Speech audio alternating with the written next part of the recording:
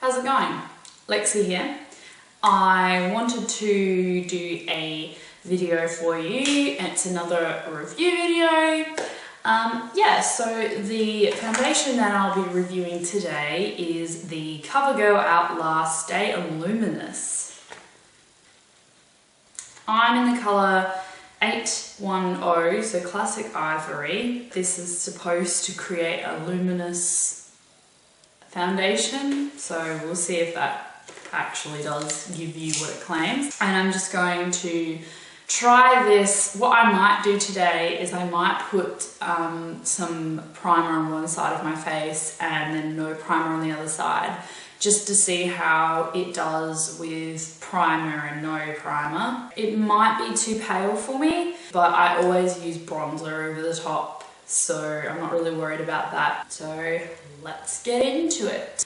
So now that you're nice and close and you can see myself in all of my glory. Oh, hello bra strap there peeking through. So what I've done is I've done the most unnatural thing to me in the world, and I've primed half of my face.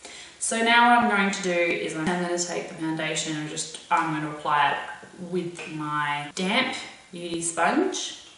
Now it says that this is a medium to buildable coverage. Just a little bit more about the foundation. It's supposed to be an all day long wearing moisturizing formula. It contains lightweight reflecting pigments for a radiant glow, so that's why it's called the Stay Luminous. It's oil free and apparently won't clog your pores. We will see about that. Natural flawless finish, we'll also see about that. And medium to buildable coverage, which I've already said. So let's see how this goes.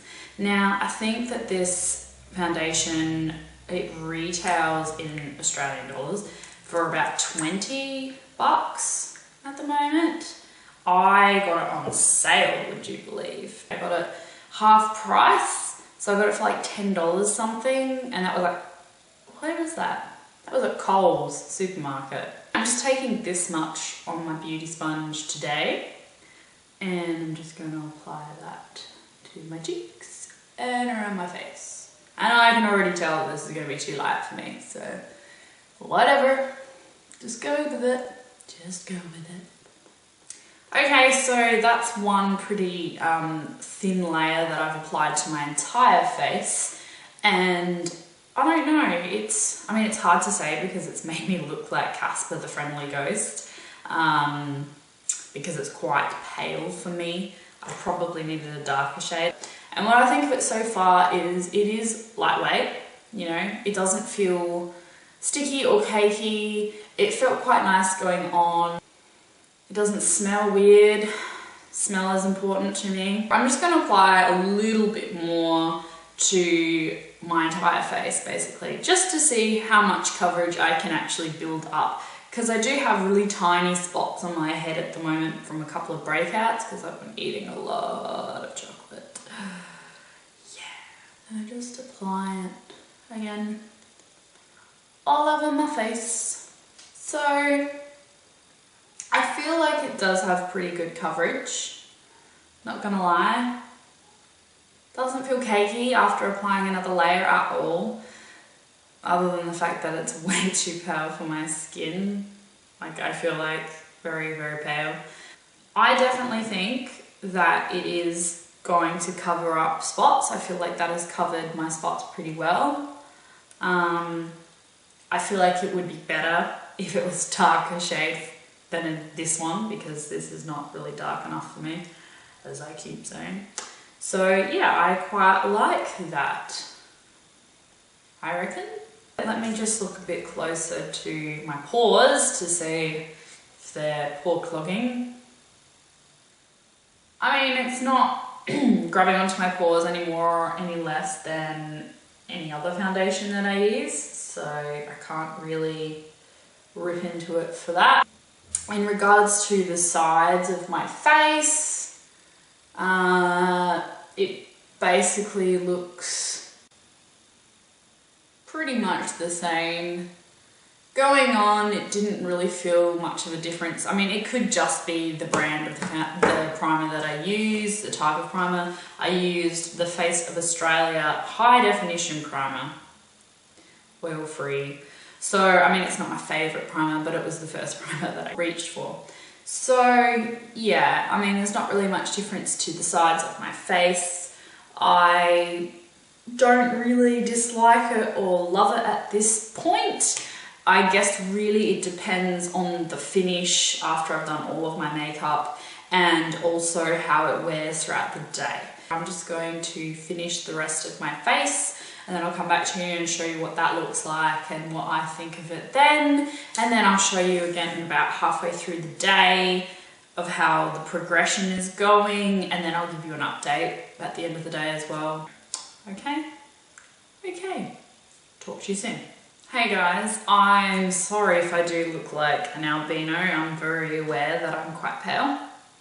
I haven't actually finished all my makeup. I just wanted to jump in and share what I'm feeling at this point, other than the obvious that this is just too pale for my skin.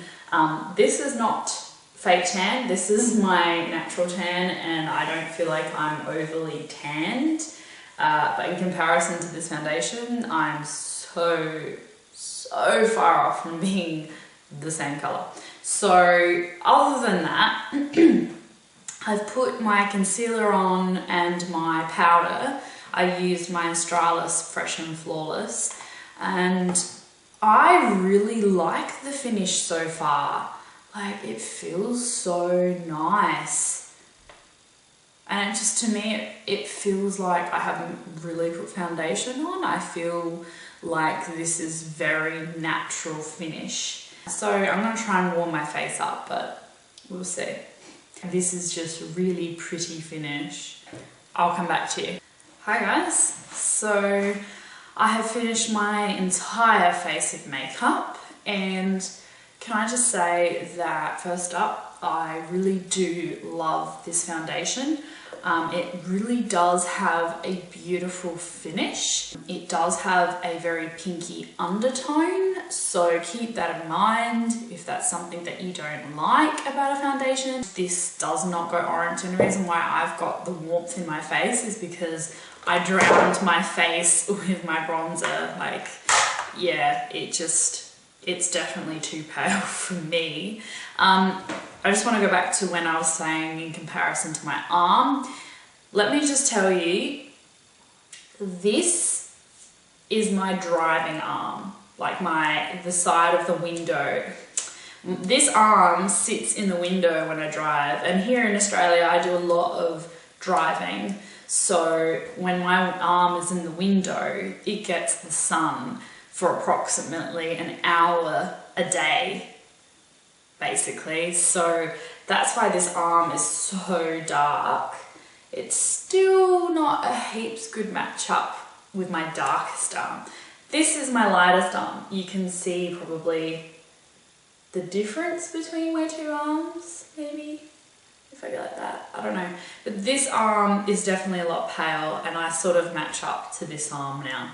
So, do you see what I'm saying to you people? This is so much darker, so I just need to like cut it off. You can see my pores, but I mean that's, I think, more so to do with that the primer is not really that good. I don't know. So I'm actually going to Coles today. So if I go to Coles today and it's still on sale, I reckon I'm going to get a darker shade. I'm going to leave you to it, and I'm going to come back to you at like lunchtime, just after lunch, to tell you how it's wearing. Okay? Alright guys, see you later. Hey guys, so I just wanted to update you. It is about 1:30, I think. I don't have the time on me, but I know the last time I looked at the time, which was a while ago, it was about 1. So yeah, just updating you on how my face is looking and feeling. I did go to the shops, and just to fill you in, you know how I did mention that I wanted to get a darker colour? Well, I went back to Coles and it was still half price, so I got the darker colour. This is Creamy Natural, so 820, and this one's 810. So this is the shade darker. So I'm hoping that that will be better. I'm going back to my face. Let me just have a close-up look of my face. And do you know what? It looks the same. It literally looks like what it looked like when I first did my makeup.